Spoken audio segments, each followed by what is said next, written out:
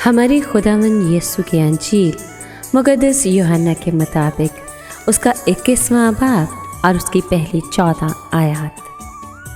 बाद अज़ी यीशु ने फिर अपने आप को तबारिया की झील के किनारे शागिर्दों पर ज़ाहिर किया और इस तरह ज़ाहिर किया, शमौन पतरस और तोमा उर्फ दिदुमुस और काना जलील का नतनेल और जब्दी के बेटे और उसके 2 और शागिर्द इकट्ठे थे।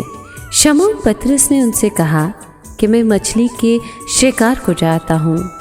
उन्होंने उससे कहा, हम भी तेरे साथ चलते हैं। बस वो निकलकर कश्ती पर चढ़े, मगर उस रात कुछ ना पकड़ा। और जब सुबह हुई तो यीशु किनारे पर आ खड़ा हुआ, लेकिन शागिर्दों ने ना पहचाना कि ये यीशु है।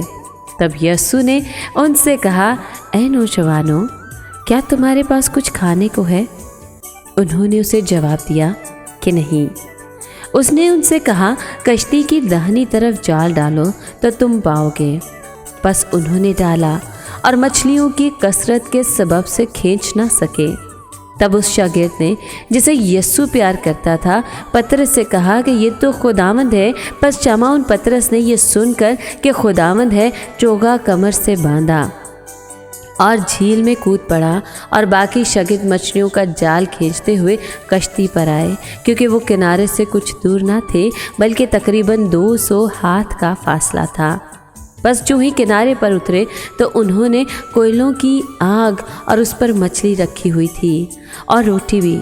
यीशु ने उनसे कहा, उन मछलियों में से लाओ जो तुमने अभी पकड़ी हैं। शमौन पतरस ने चढ़कर जाल किनारे पर खींचा। ये 153 बड़ी मछलियों से भरा हुआ था, मगर बावजूद इसके कि इतनी थी, जाल ना फटा।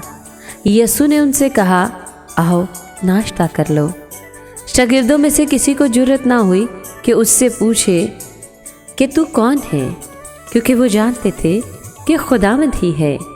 यीशु आया और रोटी लेकर उनको दी, इसी तरह मछली भी। ये तीसरी मर्तबा थी कि यीशु मुर्दों में से जी उठने के बाद शागिर्दों को दिखाई दिया।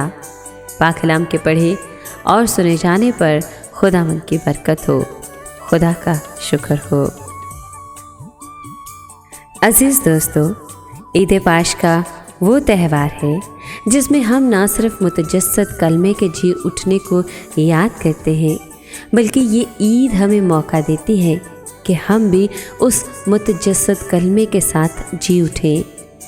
जी उठने से मुराद ये है कि गुज़िश्ता सालों में जिन गुनाहों, गलतियों और ख़ताओं की वजह से हम खुदावंद से दूर हुए हैं, ये ईद हमें मौका फ़राहम करती है कि हम उसके करीब आएँ, उस कलमे का ना सिर्फ ख़ुद तजर्बा करें, बल्कि अपनी ज़िंदगियों से उसके जी उठने की खुशखबरी मुक़द्दसा मरियम मगदलिनी की तरह दूसरों तक पहुँचाएँ।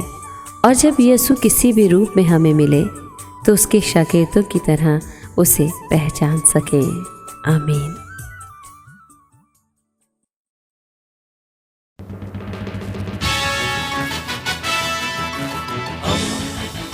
दोस्ती का पैगंबर, रेडियो वेरितास एशिया।